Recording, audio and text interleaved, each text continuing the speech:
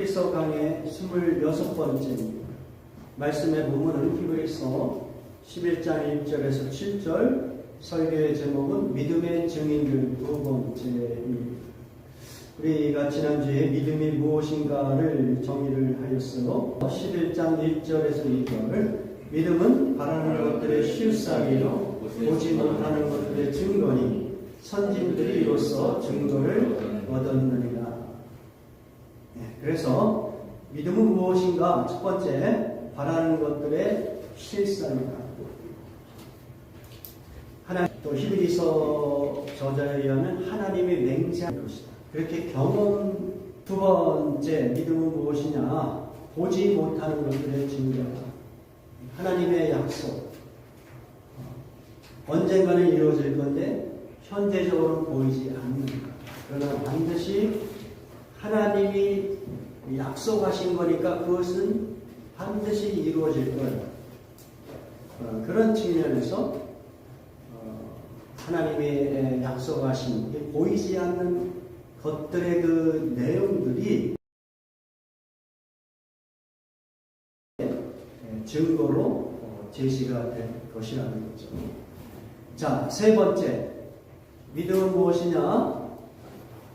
미래지향적인 성격을 갖고 있지만, 왜냐하면 현재는 보이지도 않고 또 현재적으로 우리가 경험할 수 있는 그런 내용도 아니란 말이에요. 그렇지만은 하나님께서 반드시 그 약속하신 것을 객관적인 실체로 우리에게 경험될 수 있도록 해주실 것이기 때문에 그 약속이 미래에 실현될 거지만 마치 현재의 그 약속이 이루어진 것 같이 행동한단 말이에요. 믿음이 강한 사람은 그러한 현재적인 그 반응이 훨씬 더 강력할 겁니다. 그러니까 제가 이제 이하로 들었던 내용 중에 하나가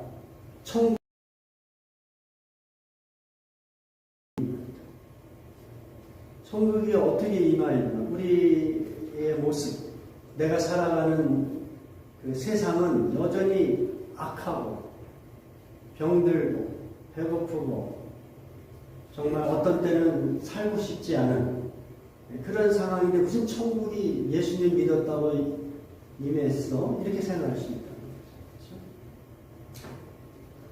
그러나 이제 예수님이 우리에게 약속하신 이 천국은 예수님이 이 땅에 다시 오셔서 반드시 객관적인 실체로 우리에게 그것을 그 악과 그 모든 죄의 근원들이 영원히 심판을 받고 그리고 정말 무한한 그 기쁨이 넘치는 그러한 곳으로서의 하나님의 나라, 천국. 그 천국이 우리가 정말 실체로 경험이 될 거란 말이에요. 네. 그것은 예수님이 이 땅에 오실 때 반드시 그렇게 될 거예요. 다시 오실 때. 그러나 현재적으로 예수를 믿는다면은 그 천국이 이미 실현될 거라는 걸 강력하게 믿으면 믿을수록 그 천국의 그 풍성함을 오늘 현재적으로 누리며 살 수 있다는 것이죠. 그래서 천국이 보장하는 그 기쁨과 평화와 의로움 이런 것들을 그것을 누릴 수 있는 그런 경험을 성도들이 할 수 있는 것입니다. 그래서 이제 예수님은 그렇게 얘기하시는 거예요. 천국이 여기 있다 저기 있다 하지 말고 예수 그리스도를 믿는 너희들의 그 개인적인 마음 그리고 그 공동체 교회 위에 천국이 임한 것이다.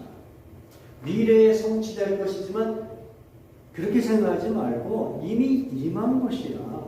너희들이 예수님을 주로 영접하고 하나님을 왕으로 섬기면 그곳에서 하나님의 통치가 이루어지고 하나님의 은혜가 그들에게 상급으로 주어질 것이니까 그것을 누리며 살아라.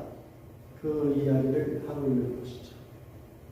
하나님의 약속은 미래지향적이지만 그것을 믿는 사람들은 믿음이 크면 클수록 그것을 현재처럼 누리면서 행동하는 그것이 바로 믿음이라는 것이죠. 그 다음에 네 번째 믿음은 무엇이냐? 그것은 하나님의 인정을 받는 유일한 수단으로 보면 되는 거예요. 그러니까 여기서 하나님의 인정을 받는다는 것은 하나님께서 구원하시고 또 하나님께서 칭찬하시는 그 유일한 수단이 무엇이냐? 믿음이다. 네. 왜냐하면 인간의 선행과 행위로는 하나님을 기쁘시게 할 수 있는 게 없어요, 사실. 부분적으로는 그렇게 할 수 있겠지만 그의 선 전체를 바라본다면 인간의 삶 자체가 죄로 이렇게 얼룩져 있기 때문에 인간의 삶 자체가 하나님을 기쁘게 하고 하나님으로부터 인정을 받아서 구원받을 그러니까 예수 그리스도의 그 중보 사역을 통해서 예수 그리스도를 믿는 자마다 하나님께서 그들을 거룩하게 만드시고 하나님의 자녀 삼으시고 구원하시겠다는 것이 하나님의 구원 방침입니다. 그 사실을 우리가 믿는 거예요. 그렇게 믿는 자만이 하나님으로부터 인정을 받고 하나님의 구원을 얻을 수 있다는 거예요. 그래서 믿음은 하나님의 인정을 받을 수 있는 유일한 수단이라고 생각할 수 있습니다. 자, 그 다음에 오늘 다섯 번째로 믿음은 무엇이냐? 믿음은 진리를 이해하게 만든다. 진리에 대한 지식을 소유하게 만든다는 겁니다. 우리가 이 부분을 같이 공부합니다. 히브리서 11장 3절. 믿음으로 모든 세계가 하나님의 말씀으로 지어진 줄을 우리가 아나니 보이는 것은 나타나는 것으로 말미암아 된 것이 아니니라.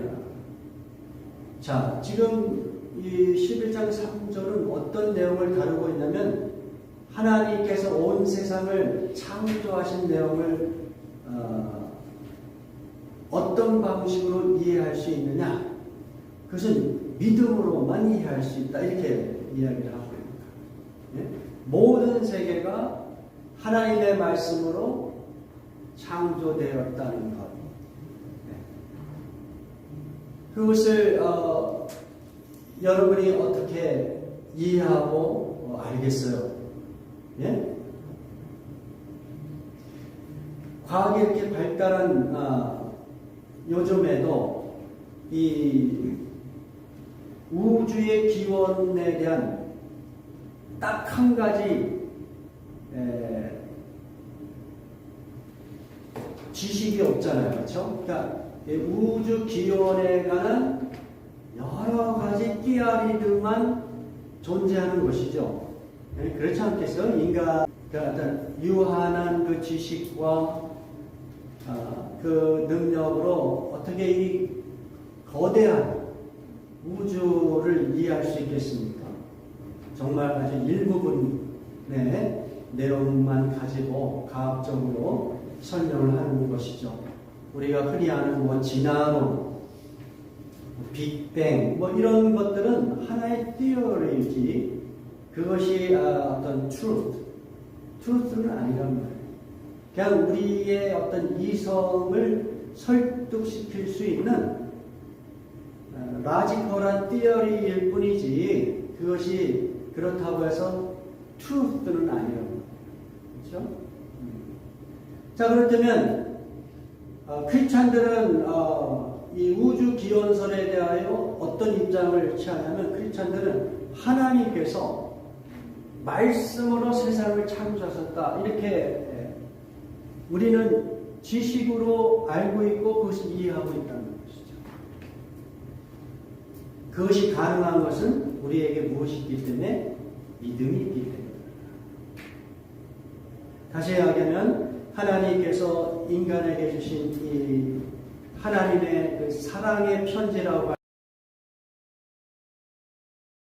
을 통해서 하나님이 인간들에게 말씀하시는 그 내용을 보니까 창세기 1장에 하나님께서 말씀으로 천지를 창조하셨다 이렇게 기록되어 있으니까 우리는 그것을 의심하지 않고 그냥 믿음으로 이것이 하나님이 인간들에게 가르쳐 주시고자 하는 그 진리의 메시지구나 하고 우리는 믿음으로 그것을 받아들인다. 그것을 통하여 우리는 우주의 기원에 대하여 어떠한 복잡한 논리와 의심을 하지 않아요. 하나님이 창조하셨다. 과학자들은 여러 가지로 이야기할 수 있겠죠. 그렇지만 크리스찬들은 그렇지 않다는 거예요. 그러면서 이렇게 이야기합니다. 우리 히브리서 11장 3절에 우리가 아나니 보이는 것은 나타난 것으로 말미암아 된 것이 아니다. 이게 무슨 이야기예요? 보이는 것은 무엇이겠어요? 우주, 모든 세계를 물질 세계, 그렇죠? 모든 물질 세계, 그 생명체든 무생물체든 하여튼 그 모든 것은 나타난 것으로 말미암아 된 것이 아니다. 여기서 나타나는 것이 뭐예요? 영어식 표현으로 이야기하면 visible. 다시 이야기하면 모든 세계는 어떤 물질에 의하여 창조된 것이 아니다. 하나님께서 세상을 창조할 때 히브리어로 바라라는 단어를 사용합니다. 이 바라. 근데 이 바라라는 단어는 인간이 무엇을 만들어내거나 발명하거나 이럴 때 사용하는 단어가 이 바라라는 단어는 오직 하나님이 주어가 되셨을 때 사용하는 단어예요. 다시 이야기하면 하나님은 무에서 그러니까 보이는 비저블한 것으로 세상을 창조하지 않았다는 겁니다. 하나님의 창조는 그와 같은 거예요. 그것을 하나님의 말씀으로 창조하신 것으로 표현합니다. 하나님의 말씀이 보이는 것이 아니잖아요. 물질이 아니잖아요. 그렇죠? 그러니까 보이는 것 또는 물질을 해서 창조한 것이 아니다. 하나님은 말씀으로 세상을 창조하신 것이다. 그것을 우리가 어떻게 알겠어요? 우리 인간이 어떻게 알겠어요? 하나님께서 이 성경 말씀을 우리에게 주셨고 그 말씀이 하나님이 주신 진실된 진리의 메시지라고 우리가 믿음으로 받아들였으니까 우리는 그것을 지식으로 갖고 있고 그것을 이해하고 있는 것이죠. 네? 자, 하나님은 무에서 유를 만드시는 거죠. 아무것도 없는 것 가운데서 우리가 알고 있는 세상, 물질 세계를 다 만들어 보십니다. 이것이 이제 다른 표현으로 의하면 로마서 4장에서 아브라함의 믿음을 설명할 때 그렇게 이야기하는 거예요. 하나님은 불가능한 것을 가능하게 만드십니다.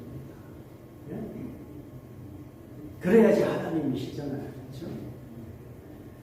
그러니까 우리는 인간의 머리로만 이해하는 수준에서 하나님을 이해하려고 하면 그 하나님을 여러분이 믿을 수가 없는 것이죠.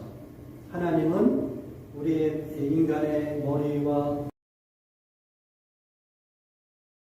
그 경험 이런 것들을 넘어서는 인간이 상상할 수 없는 차원의 아주 그 크고 넓고 초월적인 분이시다. 그런 분이 온 우주를 창조하시는 거죠. 그런 분만이 창조할 수 있는 거예요. 그렇지 않겠어요? 예. 그러한 것들을 우리가 어떻게 알 수 있느냐? 우리는 하나님의 말씀을 믿음으로 받아들임으로 그것을 알 수 있다. 이 창조의 문제뿐만 아니라 제가 볼 때 예수님이 이 땅에 오셔서 우리에게 어떤 그 진리의 사건을 만드시냐면 예수 그리스도를 믿을 때 크리스찬들에게 그야말로 물질 세계에서는 설명할 수 없는 일들이 일어났다고 우리에게 말씀해 주시는 부분이 있어요. 그것이 뭐냐면 예수 그리스도를 믿는 순간에 모든 크리스찬들이 예수 그리스도를 믿는다고 고백하는 그 순간에 그 크리스찬들이 예수님과 함께 그 운명 공동체가 되어서 우리의 그 죄에 관하여 십자가에 죽는 사건이 일어납니다. 크리스찬들.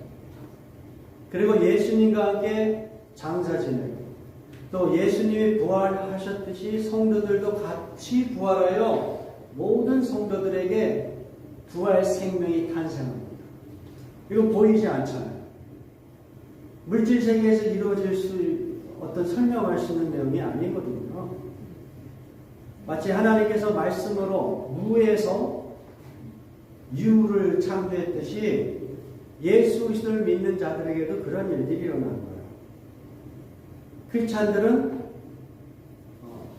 어떤 육신적으로는 죽지 않았죠. 그렇지만 영적으로는 죽은 것이고 십자가에 못 박아서 장사 지냈고 그리고 다시 본어게 영적으로 태어난 존재가 됩니다. 그래서 크리스찬들에게는 다 이 본어게한 그 생명이 여러분에게 주어진 거예요. 탄생한 거예요, 그것이. 여러분, 흔히 우리가 얘기하듯이 세상 라이프 스타일이 새롭게 변했다. 이런 차원을 넘어서서 여러분이 존재론적으로 완전히 뉴 라이프가 되는 거예요. 완전히 새로운 존재가 되는 거예요. 이거 어떻게 설명하겠어요? 어떻게? 말씀이 우리에게 그것을 가르쳐 주니까 우리는 그것을 믿음으로 받아들이면 그 말씀이 우리의 삶 속에 진리가 되고 그 진리가 우리의 삶을 풍성하게 만드는 것입니다. 골로새서 3장 1절에서 3절 말씀을 제가 읽어보겠습니다. 그러므로 여러분이 그리스도와 함께 살려 주심을 받았으니 의에 있는 것들을 추구하십시오. 거기에는 그리스도께서 하나님의 오른쪽에 앉아 계십니다. 여러분은 땅에 있는 것들을 생각하지 말고 위에 있는 것들을 생각하십시오. 여러분은 이미 죽었고 여러분의 생명은 그리스도와 함께 하나님 안에 감추어져 있습니다. 이러한 내용을 알려면 다 무엇이 필요하다? 믿음이 필요하다. 믿음으로만 이 진리를 여러분이 이해하고 그것을 누릴 수 있다는 것입니다. 자, 이 정도로 해서 믿음이란 무엇인가를 설명하기로 하겠습니다. 이제 이 4절부터는 히브리서 마지막 절까지 믿음으로 산 증인들의 내용을 이제 언급하고 있습니다. 그래서 우리가 알고 있는 유명한 그 구약의 믿음의 영웅들이 있잖아요. 뭐 아벨, 에노, 노아, 아브라함, 뭐 요셉, 모세, 뭐 이런 사람들의 그 삶을 아주 간략하게 설명하는데 그들의 삶을 어떤 식으로 설명하냐면 그들은 전부 어떻게 인생을 살았다? 믿음으로 살았다. 이 이야기를 하는 거예요. 믿음으로. 영어식 표현으로 이야기하면 by faith예요. by faith. 네, 이 그리고는 피스티스라는 단어를 사용합니다. 피스티스. 그래서 이 히브리서 11장 전체적으로 이 믿음으로라는 by faith라는 이 단어가 20번이 나와요. 그러니까 구약의 유명한 성도들의 삶을 전부 다 믿음으로 살았다는 것을 이제 증언하는 아벨입니다. 아벨은 믿음으로 하나님 앞에 예배한 자다. 한마디로 그렇게 얘기하는 겁니다. 아벨의 삶은 무엇이냐? 아벨은 믿음으로 하나님 앞에 예배한 자다. 그것을 하나님께서 어떻게 해요? 그것을 인정하셨다. 그러니까 그래 아벨의 삶은 믿음으로 사는 것이냐라고 하나님께서 good report 증언하세요. 그런 표현을 합니다. 우리가 이 부분을 같이 공독합니다. 히브리서 11장 4절. 믿음으로 아벨은 가인보다 더 나은 제사를 하나님께 드림으로 의로운 자라 하시는 증거를 얻었으니 하나님이 그 예물에 대하여 증언하십니다. 그가 적었으나 그 믿음으로써 지금도 말합니다. 네, 구약 성경에서 창세기 4장에 나오는 가인과 아벨의 사건이 나옵니다. 아벨이 가인에 의하여 죽임을 당하였는데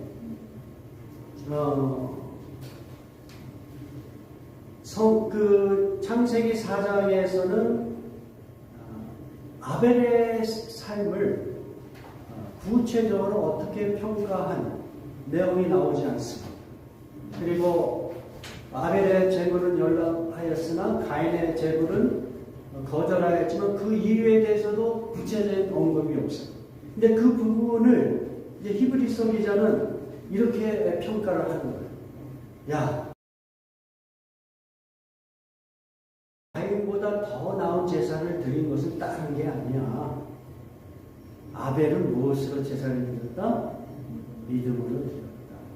물론 이제 여기에 대해서 신학적으로 많은 다른 견해들이 있을 수가 있어요. 예를 들어서 가인이 드린 그 제사 제물의 내용은 이 농사를 지은 곡식의 열매를 드린 것이었고 아벨은 짐승 목축을 하는 그 잡을 가지고 있었기 때문에 희생 제물로 하나님께 드렸다.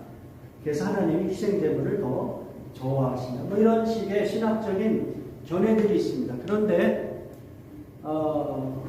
그럴 것 같지는 않아요. 제 생각은. 왜냐하면 모세의 율법에서도 보면은 기본적으로 하나님께 드리는 제사는 희생 제물이었지만 그러나 가난한 사람들이 희생 제물을 드릴 돈이 없잖아요. 그럴 때는 곡식으로 하나님께 드려라 하는 내용도 있거든요. 그러니까 하나님은 어떤 제물의 내용보다는 더 근원적인 것을 원하셨다. 그것은 히브리서 기자와 같은 판단이 훨씬 더 성경적이다. 그러니까 아벨은 가인에 비해서 더 나은 제사를 드렸는데 그 이유는 무엇이냐? 아벨은 믿음으로 하나님께 제사를 드렸기 때문이다. 이렇게 이야기하고 있습니다.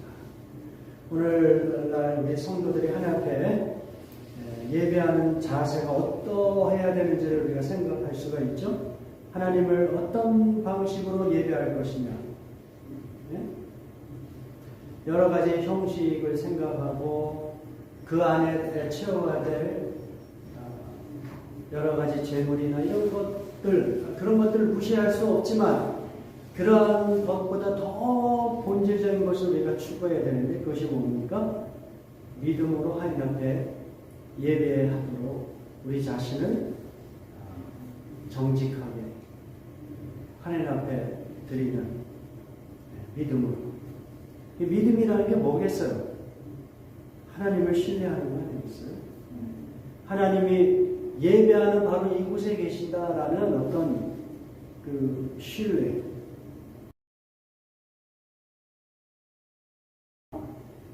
이거는 내가 그냥 예배 안 드리면 마음이 찜찜하고 그냥 목사가 하도 그냥 오라 그러니까 드리는 그런 예배가 아니라 이 예배를 정말 하나님이 원하시는 거예요. 그리고 나는 그 하나님을 정말 신뢰하기 때문에 나는 이 예배를 반드시 하나님 앞에 드려야겠구나.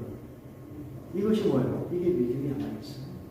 그러한 믿음으로 하나님 앞에 예배해야 될 것을 우리에게 도전하고 있다고 생각을 합니다. 예. 그러니까 여러분 보세요. 오늘날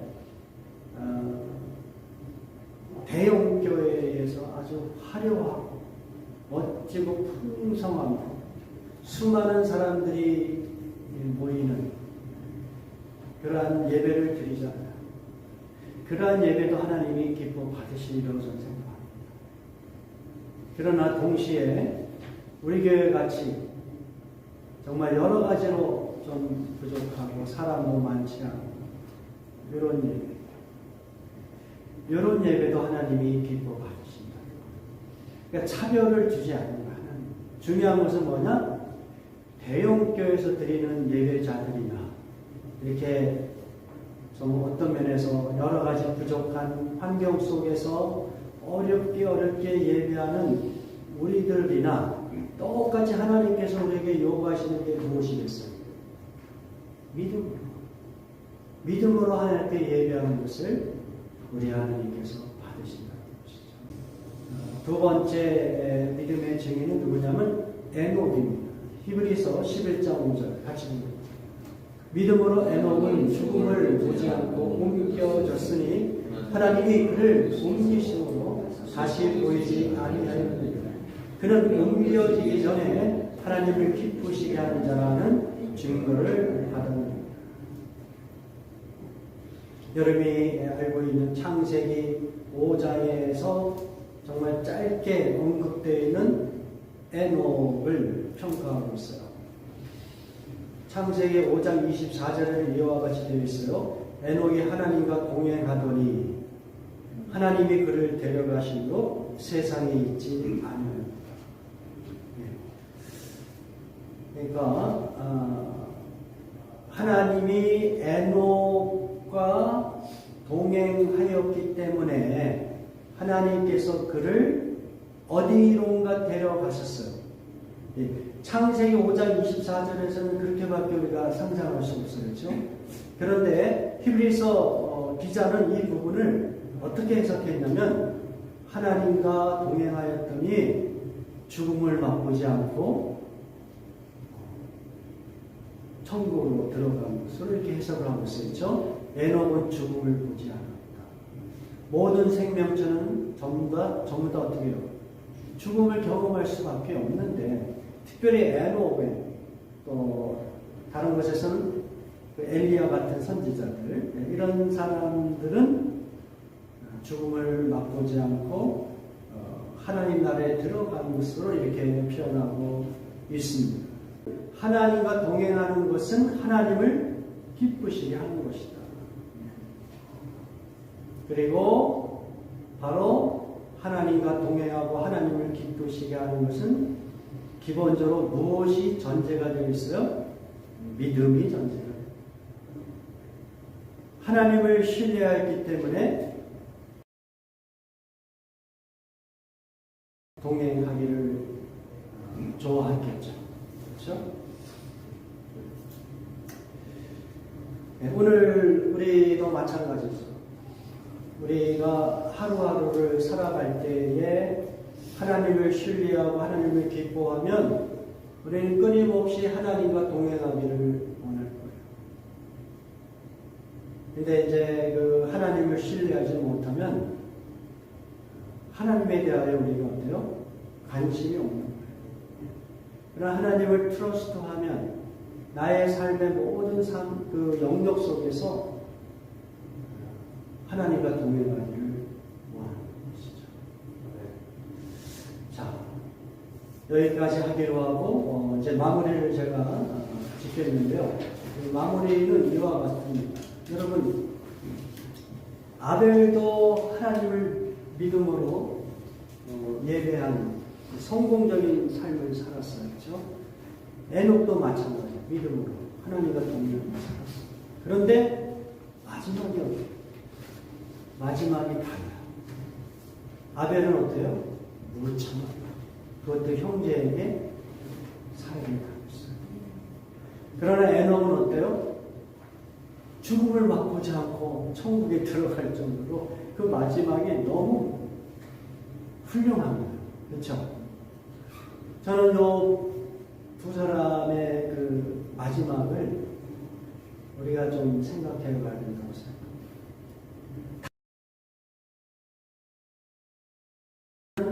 인생을 살았는데 겉모양은 어때요?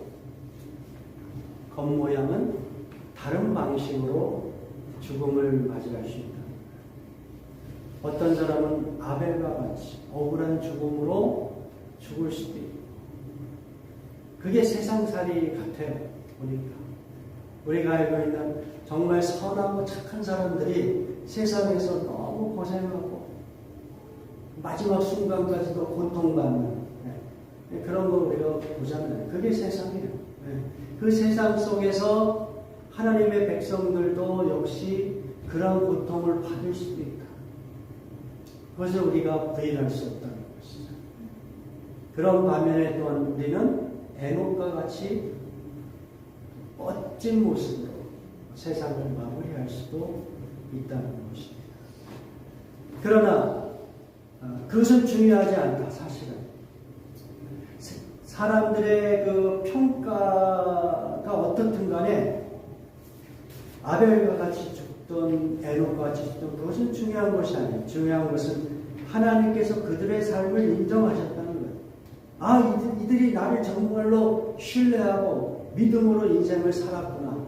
그것을 인정하기 때문에 그들을 모두를 어때요? 하나님의 나라로 입성할 수 있도록 은혜를